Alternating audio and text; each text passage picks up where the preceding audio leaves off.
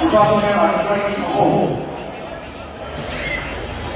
আমি সকলকে ধন্যবাদ জানাচ্ছি, কৃতজ্ঞতা জানাচ্ছি, অভিনন্দন জানাচ্ছি। আপনার সকলে উপস্থিত হয়েছে আমাদের নেত্রী মমতা বন্দ্যোপাধ্যায়ের বক্তব্য শুনবেন বলুন।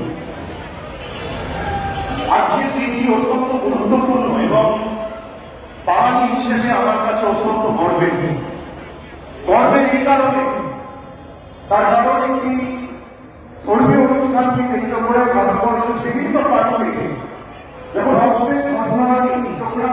চলছে আমার শহর আমার রাজ্যে ধর্ম ধর্ম নির্বিশেষে লক্ষাধিক মানুষ পায়ে হাত দিয়ে বাংলার একতা বাংলার সাংস্কৃতিক সংস্কৃতি রক্ষা করে রয়েছে। এই কারণে প্রধানমন্ত্রী বক্তব্যে বলতেন বাংলার কৃষ্টি সংস্কৃতি বাংলার ঐতিহ্য বারে বারে আমাদের এটাই পিছিয়ে দিয়েছে, যেটা আমাদের মুখ্যমন্ত্রী বলে দিয়েছে যে ধর্ম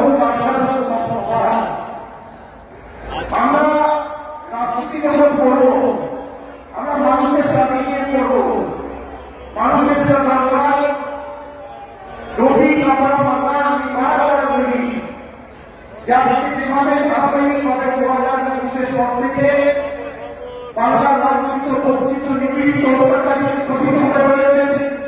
তার দ্বারা একটি রাজনৈতিক দল